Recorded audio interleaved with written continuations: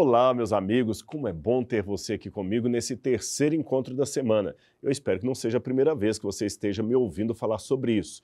Mas se for o caso, me permita esclarecer do que se trata essa semana. A Semana do Perdão, que estamos tratando, tem como objetivo fazer com que você estabeleça uma relação saudável com o perdão, uma vez que ele é imprescindível para que você tenha uma vida plena e feliz. E já que estamos conversando sobre o tema, 2 dias já se passaram e eu tenho certeza que muitas pessoas conseguiram sentir os efeitos positivos dos encontros anteriores. De uma forma ou de outra, ainda não acabou nossa semana. Na verdade, ela está apenas no começo. Por isso eu quero fazer um convite para você. Compartilhe esta mensagem com quem você sabe que precisa ouvir sobre essa temática. Mande o link desse vídeo para um amigo, para um familiar, para os seus companheiros de trabalho, para as pessoas que você ama. Enfim, perdão é uma temática para todos. A mensagem de hoje pode mudar de maneira extraordinária a forma como você enxerga os outros e a si mesmo. E por isso, então, esteja preparado para entender, finalmente, o poder do perdão na sua vida. E para iniciarmos o programa de hoje, assim como nos outros dias, eu convido você a orar comigo para que Deus possa estar conosco durante todos os momentos que seguirão o nosso encontro de hoje. Vamos falar com Deus? Querido Deus, amado Pai, obrigado, Senhor, pela vida, obrigado pela oportunidade que temos de conhecer a Tua palavra, estudar a Tua mensagem. Obrigado, Senhor, porque o Senhor nos oferece a esperança, não somente da vida eterna, mas da felicidade já aqui neste mundo. Ajuda-nos, Pai, a perdoar quem precisamos perdoar. Ajude-nos a aceitar o Teu perdão. E vivendo pela Tua graça, que possamos ser pessoas realmente, plenamente realizadas, de bem consigo mesmos, de bem com a vida, de bem com o Criador. Dá-nos a Tua paz, querido Deus. Eu faço essa prece em nome de Jesus. Amém, Senhor. Eu imagino que você esteja curioso para saber o assunto dessa noite, já que eu fiz tanto suspense. Mas se você esteve aqui nos outros dias, já sabe que eu vou falar do perdão bíblico, que eu anunciei isso ontem. Então vamos lá. Através da Bíblia, nós vamos entender como Deus nos perdoa e por que, apesar de sermos tão falhos, Ele continua fazendo isso a cada dia. E um convidado muito especial partilhará conosco o seu conhecimento sobre essa história. Portanto, não perca nenhum segundo do programa de hoje, não se distraia. Mas antes de começarmos, eu gravei uma mensagem especial para você enquanto estava lá em Israel. Quer ver? Confira. Eu estou no Rio Jordão e sei que a imagem que você está vendo talvez está diferente daquela que muitas pessoas imaginam do Rio Jordão. Quem sabe, muitos que vieram a Israel conheceram o Rio Jordão num outro ponto mais limpo, mais bonito, mais turístico, no chamado Yardenit. Mas o ponto onde Jesus foi batizado, o ponto onde Josué cruzou com o povo de Israel, foi aqui embaixo, no deserto da Judéia. À minha direita, lá acima, está a cidade de Jericó. Hoje você tem o rio, num volume muito menor do que era nos tempos da Bíblia Sagrada, e do outro lado você tem a Jordânia. Só para você ter uma noção, nos tempos de Josué, a água do rio chegava pelo menos a mais uns 2 metros acima de onde eu estou. Ele era um rio volumoso, por isso Deus teve que fazer um milagre através de Josué, de abrir as águas do Rio Jordão para que o povo pudesse atravessar e chegar a Canaã. E sabe por que eu trago todas essas informações? Para tornar a Bíblia cada vez mais clara para você, do ponto de vista histórico, contextual, geográfico e também na origem do texto. E você quer saber mais detalhes como estes? Quer saber algo além de meras curiosidades, mas sim o sentido exato do texto bíblico? Então faça o meu curso A Bíblia Comentada com Rodrigo Silva. Eu vou deixar aqui o link onde você pode se inscrever e, além de conhecer a Bíblia de uma maneira muito profunda, você estará ajudando ao Museu de Arqueologia Bíblica do NASP. O que você está esperando? Faça hoje mesmo a sua inscrição. E então, você está gostando desse conteúdo? Pois saiba que ele foi feito com muito carinho da nossa equipe para você, sua família, seus amigos. Então eu espero que você esteja gostando mesmo. E aliás, eu posso até imaginar que muitos de vocês já estão recebendo ou percebendo uma transformação muito grande na sua vida, uma transformação para melhor. Mas eu só tenho como saber disso se você me contar. Então deixe nos comentários aí a sua experiência, como é que esses vídeos estão impactando positivamente sua vida. Eu quero saber. Agora, sabendo como é importante ouvir as experiências um do outro, chegou a hora de um dos momentos mais aguardados da nossa semana. Dessa vez nós fomos às ruas, mais uma vez, e contamos uma história sobre perdão para as pessoas, perguntando o que elas fariam no lugar do personagem principal. Percebeu então? A gente conta uma história, elas ficam empolgadas e a gente pergunta como é que você agiria no lugar desse personagem. Ficou curioso para saber o que elas responderam? Assista comigo.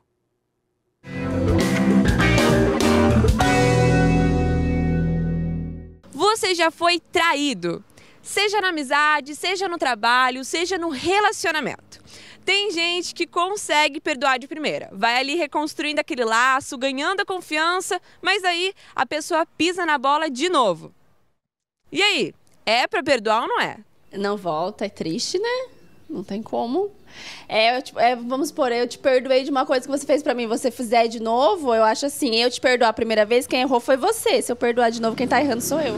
A gente já fica com o pé atrás, né? Mas, como eu disse, eu não guardo mágoa. Eu corto a pessoa da minha vida. Só corto a relação, porque já não é uma relação saudável pra mim.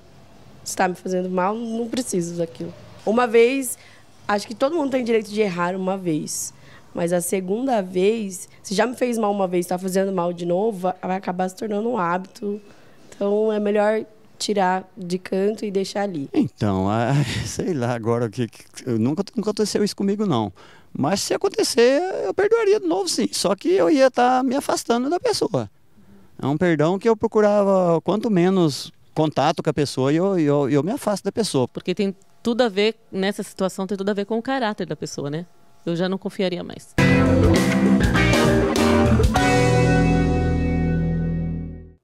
Muito obrigado, Isabela, porque você está trazendo para a gente aqui depoimentos, testemunhos muito interessantes, espontâneos, coletados aí na rua. Acho muito legal isso. Muito obrigado. E, aliás, pode ser que muitas pessoas que estão nos assistindo, você aí, por exemplo, já se identificou com algumas dessas histórias ou de algumas dessas respostas, não é mesmo? Então, seria a hora de você compartilhar com a gente essa história. Queremos saber o que você pensa, como você sente a respeito de tudo isso. Agora vamos à Bíblia Sagrada. A história de perdão que eu tenho para contar para vocês hoje é a história de um profeta chamado Oséias. Você já ouviu falar dele? Pois é. A história dele também tem um diálogo muito profundo com o tema do perdão. Então, nesse momento, você vai conhecer essa história e nós vamos, através da história de Oséias, aprofundar ainda mais nesse estudo. Mas, antes de entrar na Bíblia propriamente dita, eu gostaria de convidar ao pastor Odailson Fonseca, um grande amigo, comunicador da Igreja Adventista, para nos dar alguns detalhes a mais dessa história do profeta Oséias. Pastor Odailson, é com você. Oséias foi zombado pela vizinhança, Oséias foi difamado, o povo devia dizer assim, alguém vai lá e dá um beliscão naquele camarada que ele é louco, já tirou a mulher uma vez, agora ela vai para a segunda vez, quando vai ser a terceira e a quarta? É um livro profundo, ele é complexo, ele mexe com adultério, com prostituição, com autoestima, com descaso, com resgate, com perdão. Perdão é uma das palavras mais complicadas da Bíblia, é fácil você aplicar uma profecia apocalíptica de Daniel, mas falar o perdão no sentido que é bíblico, ele é difícil. Então, por que Oséias está na Bíblia? Porque exatamente é um livro para você pensar nos teus relacionamentos, os limites desses relacionamentos e, claro, que o cenário divino de perdão que traz restauração. Agora, tem que haver uma separação entre o que é a parte da profecia divina e a parte do exercício humano do livro. Então, a figura de Gomer, ela é tão forte que representa Israel na sua apostasia, mas a história do povo de Israel é a história da gente, das idas e vindas, dos vales do Jaboques. Tudo isso é a nossa vida de montanha-russa. Então, Gomer não é a questão da mulher, Gomer é a questão do pecador. Mas o que ela mostra? Não basta você estar bem, a tentação vai pegar quem está bem e quem está mal. E ela volta à tentação. Por que ela volta? Porque alguma coisa muito forte atrai como lhe atraiu. Não é a prostituição para ganhar dinheiro. É a prostituição pela natureza pecaminosa que a fez querer voltar, mesmo com uma família de 5 pessoas estruturadas ali em casa. Por isso que eu digo, eu me sinto mais Gomer que Oséias. Porque realmente essa tentação, essa vontade, essa liberdade de você voltar às trevas que você estava, é a maneira de Deus declarar seu amor. É lindo, quem ama deixa livre, né? Então Deus diz, eu amo tanto você, a ponto de lhe permitir abrir mão dessa casa tão linda e estruturada, para voltar para as esquinas das quais eu tirei você de lá. Não é fácil. Não é, gente. O perdão não é natural. O perdão é contra tudo aquilo que o egoísmo humano diz para nós. Toda vez que você vê a palavra perdão na Bíblia, está aliada a um ato de muita isenção de si mesmo. Só que no fundo o perdão não é assim, sabe, aquele romântico termo de esvaziamento.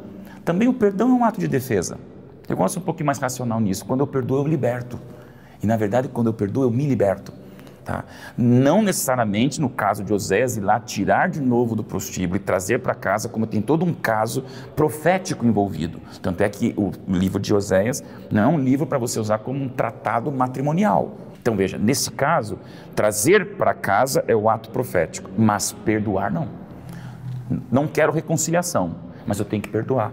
Não porque a pessoa mereça você fazer papel de bobo, mas porque você merece se libertar e dizer, gente, ela me machucou tanto, me feriu tanto, me ofendeu tanto, que o ato de eu levantar a âncora e dizer, eu perdoo você, é eu me permitir singrar novos horizontes. A gente gosta de finais felizes, e a gente gostaria que a Bíblia fosse o final feliz do povo de Israel terreno. Não é. Biblicamente a gente percebe que o povo de Israel, norte e sul, se desmembrou. Oséias acontece por volta de 750 a.C., que é o último milésimo da história do povo de Israel no Reino do Norte. Depois de 7 reis, a Síria inventou o empalamento. A Síria, ela pegava os cativos e esfolava eles vivos. A Síria, ela construiu seu império das trevas em cima da violência medonha. E Deus está dizendo para o povo, vai ter justiça, mas o que vocês fizeram não dá, vocês se prostituíram. Eu não quero aqui mencionar a parte arqueológica de Oséias, mas é o grito de um Deus dizendo, eu amo vocês, mas a consequência do pecado de vocês, ela é inevitável. E foi o que aconteceu dias depois, anos depois. Na nossa vida, nós temos escolhas que sempre vão trazer o perdão divino. Mas todo o perdão divino também traz as consequências das nossas decisões humanas. Gosto de pensar então, Oséias, com essas duas dimensões. Você sempre vai sair ganhando, como Oséias perdoando e se libertando, como Gomer sendo perdoada e resgatada. Perdoar é como amar, deixar livre, mas ir atrás pelo resgate, se sentindo mais do que nunca menina dos olhos de Deus, um Deus que ama demais. Pastor Odailson, muito obrigado. Você realmente é um comunicador nato, tanto por experiência, por profissão, por treinamento, como também por dom que Deus lhe deu. Acho que ficou bem mais claro para a gente esse contexto que você colocou aí sobre o profeta Oséias e nos ajuda a entender melhor essa passagem e a relação que ela tem com a temática do perdão. Valeu mesmo! Assim como o pastor Odailson falou, nós ouvimos a história de Oséias em vários momentos e até nos compadecemos do profeta. E a gente pensa assim, poxa, como será que ele aguentou tamanho sofrimento? Ou então, como alguém pode ser tão ruim quanto Gomer, a esposa do profeta? Então deixe-me dizer-lhe uma coisa que vai surpreender você. A história de Oséias se repete todos os dias. Sabe onde? Na minha e na sua vida. Eu não quero parecer repetitivo, mas é disso que trata o perdão. Vamos ver Oséias, capítulo 14. Aqui tem uma mensagem muito interessante que devemos pegar para os nossos dias. Afinal de contas, se nós não atualizarmos esta mensagem da Bíblia para a nossa realidade, não entendermos qual o significado dela para os nossos dias, a Bíblia será apenas uma peça de museu e nada mais. Então, dos capítulos de Oséias, eu vou comentar com vocês aqui um pouquinho sobre o capítulo 14. Vamos ler o que ele diz. Então, está com sua Bíblia aí? Vamos ler aqui. Oséias, capítulo 14, versículo 1. Diz assim, volte, ó Israel, para o Senhor, o seu Deus. Seus pecados causaram sua queda. Preparem para o que eu vou dizer e voltem para o Senhor. Peçam-lhe, perdoa todos os nossos pecados e, por misericórdia, recebe-nos para que te ofereçamos o fruto dos nossos lábios. A Assíria não nos pode salvar. Não montaremos cavalos de guerra. Nunca mais diremos, nossos deuses, aquilo que a nossa própria mão fez, porque tu amas o órfão. Esta parte aqui, que é o desfecho do livro de Oséias, mostra que a relação que ele teve com Gomer, a sua esposa, era justamente um modelo de como Deus trata o povo de Israel e, por tabela, o seu povo no século XXI, isto é, eu e você. Imagine a situação. Num contexto de extrema moralidade, o profeta vai, pega uma mulher de vida imoral, duvidosa. Alguns comentaristas pensam que ela foi até apanhada da prostituição, outros pensam que não, que ela tinha se casado com ele, abandonou o marido e foi para a prostituição. Não importa qual das versões, ela era uma mulher imoral, não era uma mulher, assim, representável socialmente. Oséias vai, pega essa mulher nesse estado, depois de tudo que ela fez com ele, depois dela ter fugido dele, e começa a caminhar com ela como uma dama da mais fina corte ali pelas ruas de Israel. As pessoas, então, na hora comentaram, que loucura, por que você está fazendo isso? Ele aproveitou e perguntou de volta, vocês querem mesmo saber? Que bom, pois assim como eu estou tratando essa mulher adúltera que me traiu, assim como eu estou tratando com carinho, é o modo como o Senhor Deus trata a cada um de vocês, que ao caírem em pecado, também estão adulterando espiritualmente e quebrando a aliança com seu Deus. Esse gesto de Oséias é chamado tecnicamente de o ato do profeta. Eu vou explicar para você. Numa época em que não havia PowerPoint, nem televisão, nem celular, nem vídeo, nem curso à Bíblia comentada, uma das técnicas que não somente profetas, mas também filósofos gregos, por exemplo, tinham de ensinar uma ideia, uma lição, era representando, teatralizando uma situação incomum. Então, quando a pessoa representava aquele papel, ele adquiria, dos que viam a cena, dois tipos de comportamento. Primeiro, podia ser um comportamento de estranheza. Ei, você está fazendo algo tão estranho, o que quer dizer isso? Aí ele aproveitava o ensejo para explicar o que ele queria dizer com aquela mensagem. A segunda reação que ele poderia ter do auditório era de perplexidade, de modo que o que ele representava era tão óbvio, mas tão chocante, que nem precisava de explicação, mas chamava atenção e chocava do mesmo jeito. Exemplos que eu posso dar? Bom, nós temos aqui alguns casos emblemáticos. Vamos supor que um amigo me traiu. Era alguém em quem eu confiava. Então, por ele ter me traído, quando ele chega perto de mim com muitos afagos e abraços, eu só o interrompo com a mão e pego a blusa e rasgo. Quando eu rasguei a minha blusa, na cultura do Oriente Médio, eu estou dizendo para todo mundo que a minha relação com aquele pseudo-amigo está rasgada, está interrompida. Todo mundo entendeu, não precisa nem explicar. Mas no Oriente Médio eles sempre dramatizam os sentimentos e os discursos. Aliás, até hoje. Você sabia que, por exemplo, judeus mais religiosos, mais tradicionais, quando recebem a notícia de morte de um parente, ele já tem por tabela, por costume, rasgar um pedaço da roupa que ele está usando, o botão da camisa, rasgar uma parte do colarinho, e fica a semana toda com aquela camisa rasgada em sinal de luto. Ou seja, isso é um ato do profeta, posso dizer assim. Ele está exteriorizando num comportamento teatral, mas não falso, teatral no sentido que ele encena uma situação, mas é real o sentimento. Ele está teatralizando a dor que ele está sentindo ou a lição que ele quer ensinar. Foi nesse contexto cultural que Oséias, então, pegou aquela mulher que, num primeiro momento, não merecia o seu carinho, o seu afeto, o seu amor, e a tratou como se ela não houvesse pecado, ou seja, ele deu para ela o seu perdão, e assim ilustrou com aquele ato o que Deus faz com cada um de nós. Aliás, não custa nada lembrar que Jesus também está sempre nos perdoando. Ele sempre oferece o seu perdão a cada etapa do caminho de nossa vida. Em outras palavras, na história do século XXI, nós somos muitas vezes a Gomer da relação com Deus. Aqueles que estão traindo o Altíssimo, mas Ele, de maneira graciosa, nos perdoa e nos dá uma nova chance. Uma nova chance que nos ajuda a enfrentar os dilemas de nossa vida ainda que cada um tenha uma experiência diferente para contar. E já que eu falei de chance, de experiência, de vida de cada um, eu quero contar um testemunho para você. Ou melhor, eu quero que a pessoa desse testemunho conte para você o que aconteceu com ela. Eu estou falando do Rinaldo. O Rinaldo, por muito tempo, fugiu de enfrentar os problemas e, com base nisso, ele acabou arcando com consequências dos seus atos ruins. Ele precisava ser perdoado. Aqui é uma situação diferente. Ele não tinha necessariamente que perdoar pessoas. Ele precisava do perdão de Deus. E o encontro de Deus com o Rinaldo foi algo tão maravilhoso. Emocionou tanto a nossa equipe, a experiência que ele teve de implorar o perdão e se sentir perdoado, isso mudou tanto que nós pedimos o Rinaldo para contar a história dele para vocês. Então, preste atenção, ouça com carinho esse testemunho. Ele impactou a nossa equipe aqui. Eu nasci com uma doença chamada osteogênese imperfecta. Eu nunca andei e essa doença ela é comumente conhecida como ossos de vidro.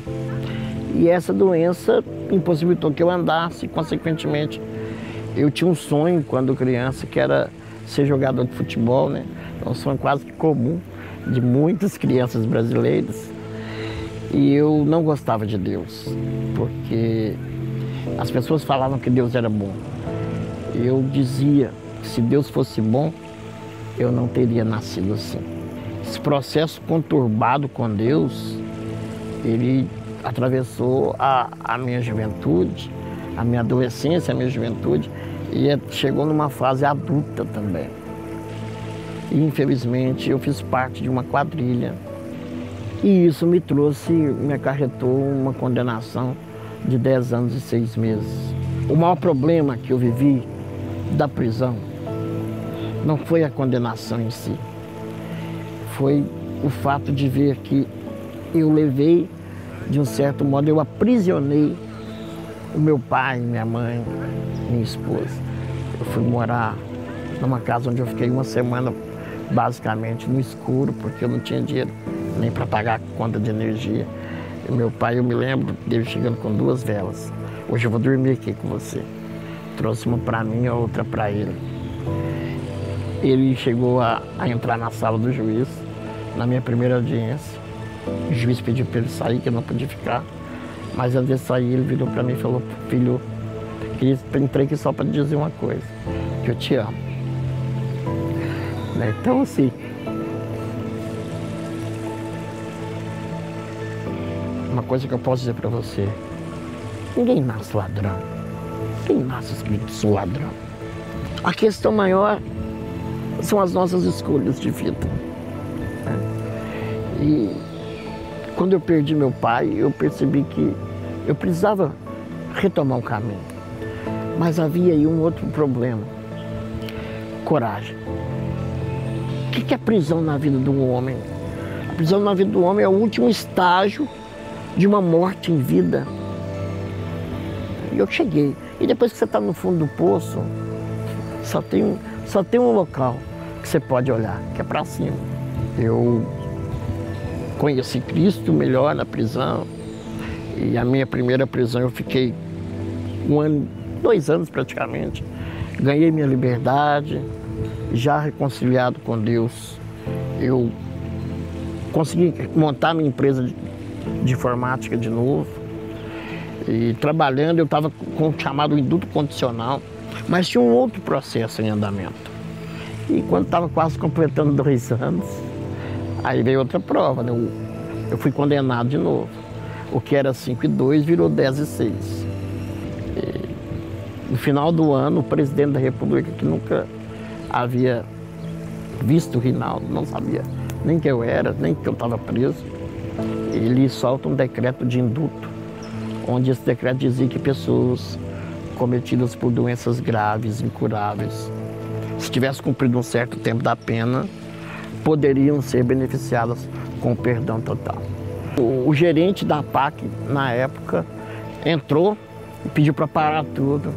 E ele disse: eu pedi para parar porque eu estou aqui para anunciar. Estou com uma vara de soltura para o recuperando Rinaldo Cláudio Guimarães. E é uma vara de induto. E ele disse para mim: sua pena pagou, Rinaldo. Você não deve mais nada à justiça. E teve um recuperando que riu muito quando eu disse que eu ia embora. E de repente esse recuperando estava lá do fundo. Ele começou a chorar e veio, ele me deu um abraço e falou assim, me apresenta esse seu Deus,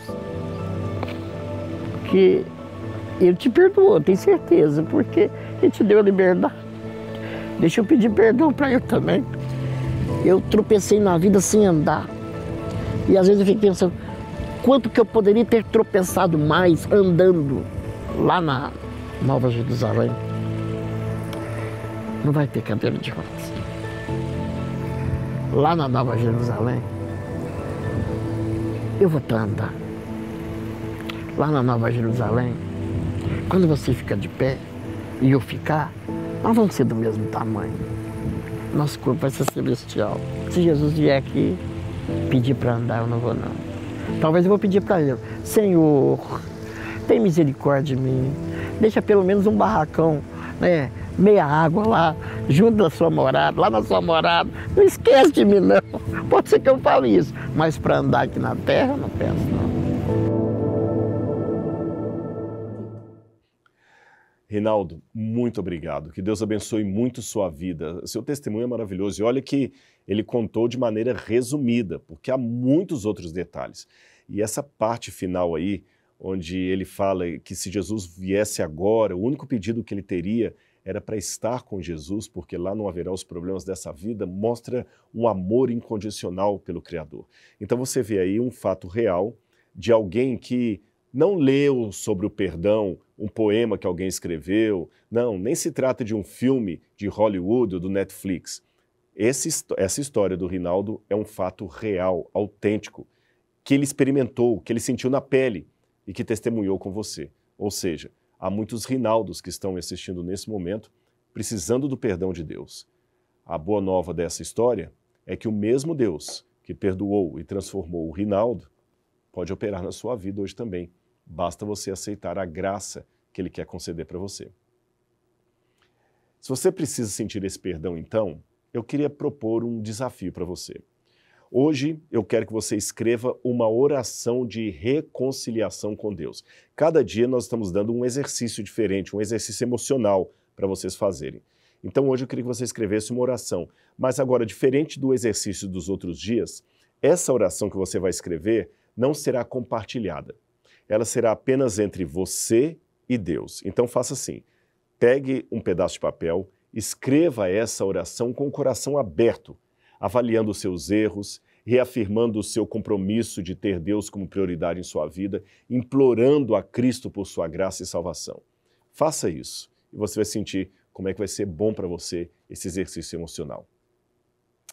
Na Bíblia Sagrada, no livro de Mateus, capítulo 11, versículos 28 a 30, Deus faz um convite especial a nós. Eu vou ler para vocês aqui. Mateus, capítulo 11, versículo 28 a 30. Preste atenção na leitura. Venham a mim todos os que estão cansados e sobrecarregados, e eu lhes darei descanso. Tomem sobre vocês o meu jugo e aprendam de mim, pois sou manso e humilde de coração.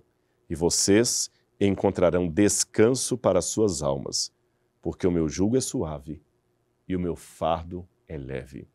Entendeu? Jesus não quer colocar uma carga pesada em você. Ele já levou os seus fardos na cruz do Calvário. Basta agora aceitar a graça dele, a salvação, o perdão que ele tem a oferecer e deixar que as boas obras venham como resultado desse seu reencontro com o Criador.